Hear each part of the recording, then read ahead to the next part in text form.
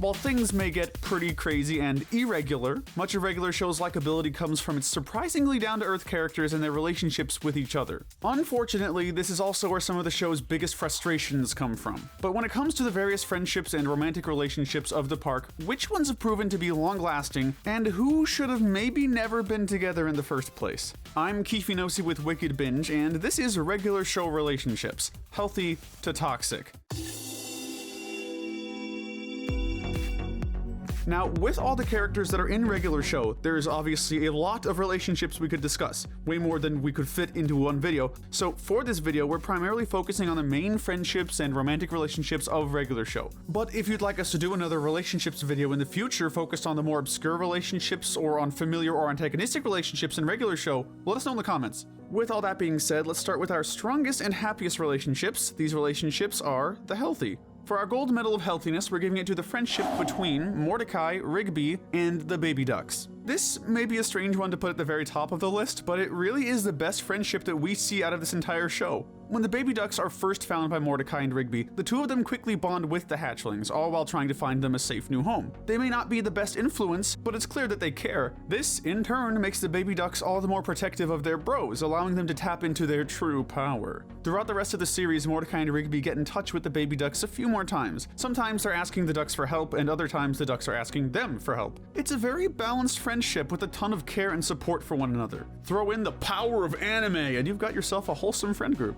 Earning our silver medal of healthiness is the bittersweet romance of Skips and Mona. Back when he was still known as Walks, Skips fell in love with Mona at first sight. Although there was a bit of conflict in that Mona was a pacifist, meaning that Skips couldn't fight Clorkbane the Destroyer without losing her favor, the two of them still made each other happy and even ended up going to prom together. While at prom, Clorkbane fully confronted Skips, and while the situation probably would have ended faster and happier had she allowed them to fight in the first place, we still appreciate Mona understanding how dire the situation was and giving Skips permission to fight back. Unfortunately, part of the dance hall was damaged by the fight, leading to Mona sacrificing herself for her boyfriend when she pushed him out of the way of some falling concrete. Years later, when he became immortal, Skips renamed himself in memory of her. While some may think it's sad that Skips never moved on from his one and only love, we think it's sweet just how much of a positive impact Mona had on him, turning Skips from a delinquent to a true hero who's willing to live forever in order to protect the world. Moving on to our bronze medal of healthiness, we're giving it to Rigby and Eileen. Talk about the most unexpected love story ever. So when the show first started out, Rigby wanted nothing to do with the love-struck Eileen, seeing her as just the weird coffee shop girl.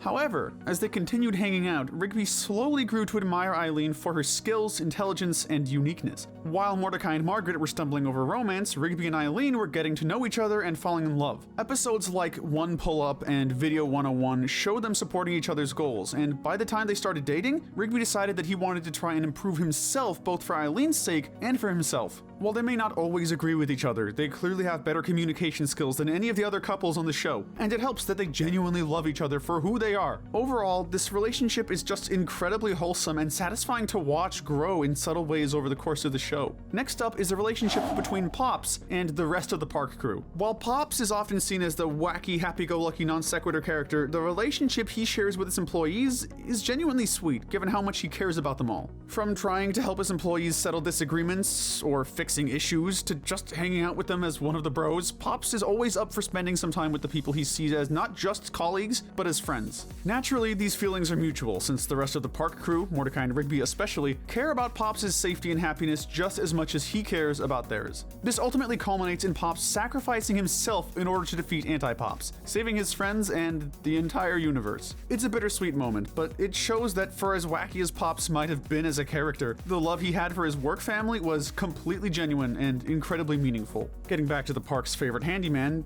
Handy Yeti, next is the friendship between Mordecai, Rigby, and Skips. It's safe to say that Mordecai and Rigby really look up to Skips, always coming to him for help and advice whenever they accidentally screw things up. Although Skips may sometimes be annoyed with their antics, he's still fairly patient with them and will always help them out, fighting by their side no matter what. Under normal circumstances, this may make their friendship come off as one-sided. Thankfully, Mordecai and Rigby tend to show their appreciation towards Skips and all he does for them, more often than not. They've even sacrificed cake for him, although that was done a bit more reluctantly on Rigby's part. Even when Skips was angry enough at Rigby to accidentally kill him during an arm wrestling match, he instantly regretted it and risked all he could to bring Rigby back. These guys may not have a ton in common, but there is a ton of loyalty and even a bit of respect there, which is really what matters.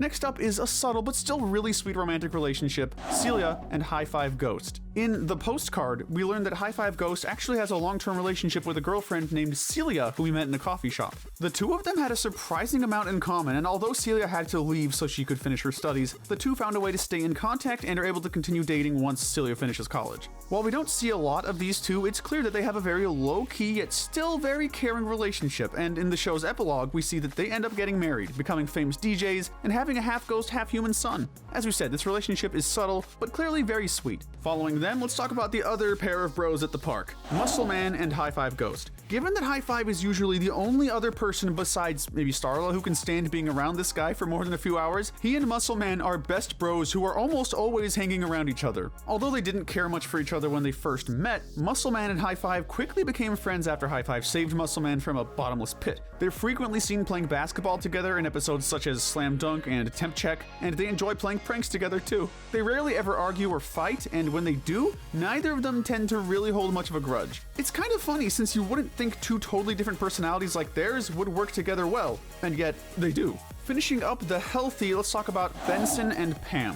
Taking place during the Dome arc in the latter half of the series, Pam and Benson started off as decent friends who got along well enough. They ended up getting together in Pam I Am, where Pam asks him out and they officially become a couple. However, they didn't stay together for very long, as in season 8, Pam decided to break up with Benson in the episode Fry's Night, explaining that while she still liked him, she just couldn't handle a long-distance relationship. To her credit though, she did break up with him in a respectful manner. Not everyone can handle being in a long-distance relationship after all, and it's better to be upfront about that than to continuously lie until the problems with the relationship get too big. Thankfully, this breakup didn't matter too much in the grand scheme of things. Once Benson returns back to Earth, Pam marries him and the two end up running the park together. It's a really sweet ending that Benson especially deserves. Next up, we have the relationships that could probably use a bit of extra work and elbow grease. Welcome to the gray area. Starting this tier off, we have the relationship between Thomas and the park crew.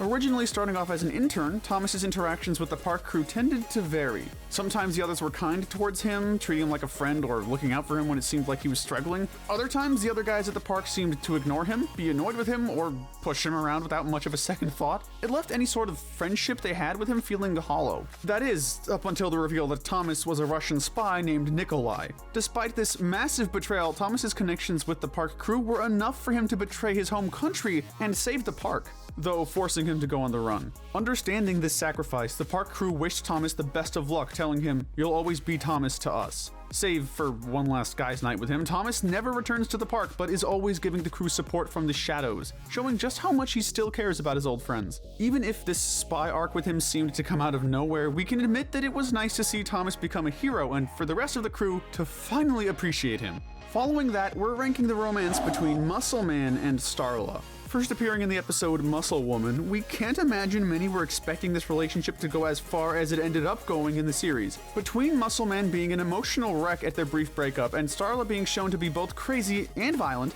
it's a match that probably wouldn't have stood the test of time in the real world, but throughout it all, the love these two had for each other remained strong, leading to them almost being destructively clingy in some cases, as seen in The Longest Weekend. While Muscle Man may not always understand Starla and her efforts to help him improve himself or their relationship, he still tries his best because he wants to be better for her and for the two of them to remain happy. Muscle Man is also all about the big romantic gestures, which Starla adores, and they get a lot better at communicating as the series goes on. By the episode The End of Muscle Man, Starla has fully accepted Muscle Man for who he is, allowing the two of them to start their engagement off on the right foot. In the epilogue, we see them with several kids, cementing just how strong their relationship has remained throughout the years.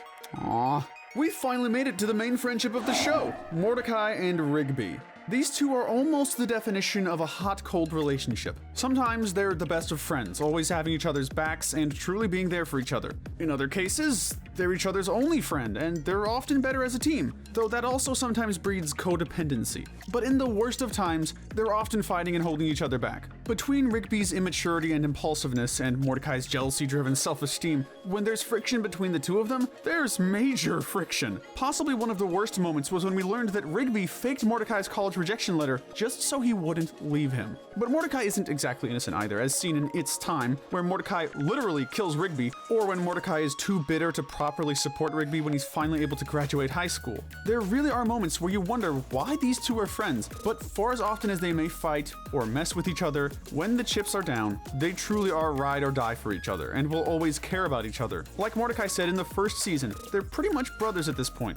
for better or for worse. Moving on, let's talk about the chaotic trio of Mordecai, Rigby, and Muscle Man. With how frustrating and annoying Muscle Man can be, especially with his obnoxious pranks and my mom jokes, Mordecai and Rigby didn't really like the guy at first. The feelings seemed fairly mutual given how often Muscle Man tried to mess with Mordecai and Rigby, usually referring to them as losers. This led to them competing in things like basketball and making viral videos. We eventually learned though that Muscle Man does secretly have a lot of respect for Mordecai and Rigby, and while he sees them as friends, he mostly expresses that love through pranks since that's the way he was raised. By the midpoint in the series, the three of them are actually pretty close friends, being a lot friendlier with each other and often helping each other out on various schemes. They'll still bicker and fight or try to get back at each other, but you get the sense that no one is taking it all too personally, and it's just the type of dynamic they have. It's really nice to see, even if the earlier parts of their friendship started off pretty rough. Entering the latter half of our list, we have the unlikely friendship of Benson and Rigby. This is actually a pretty fascinating relationship, all things considered. For the most part, it's usually just Rigby acting up and Benson getting angry at him and Mordecai for being slackers. Simple, right?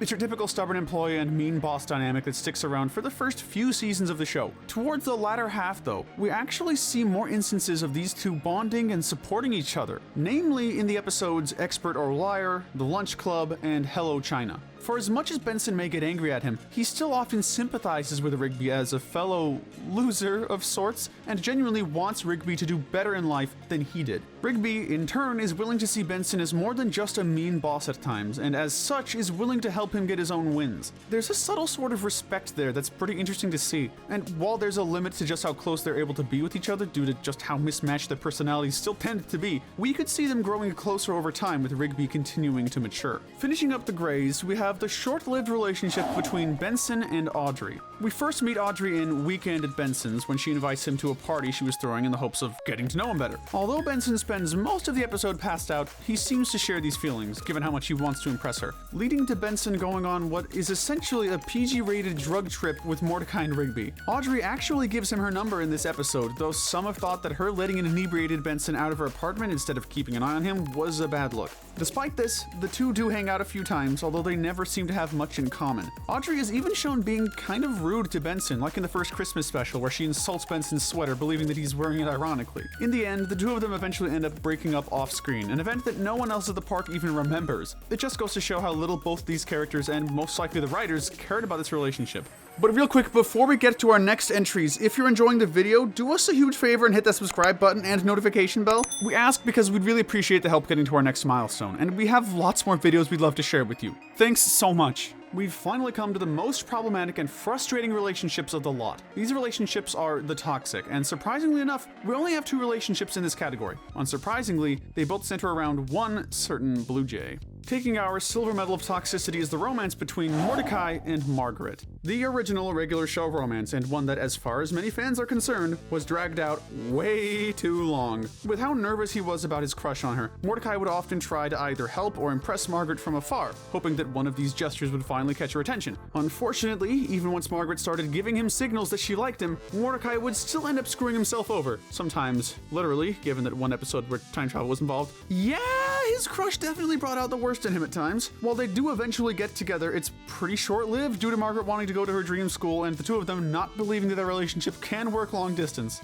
Unfortunately, things don't get much better when Margaret returns, and in the end, the two agree that they're just better off being friends. Honestly, the biggest problem with this relationship is just how wishy-washy they are. While the feelings might be there, both Mordecai and Margaret are often hesitant to actually act on them out of fear of the unknown. Because of this, they usually end up accidentally hurting each other and others. All the awkwardness and tension between them was eventually cleared up, but their friendship was never truly the same. In all honesty, these two seemed more in love with the idea of a relationship than actually being in love with each other, which could give another explanation as to why they never seemed willing to commit to each other, despite there still being some feelings there. Finally, our gold medal of toxicity is going to Mordecai and CJ. If Mordecai and Margaret's relationship can be described as two icebergs, then Mordecai and CJ's relationship was a fiery explosion. It's a shame too, since these two had a fun dynamic and great chemistry, clearly caring a lot about one another and wanting to make things work.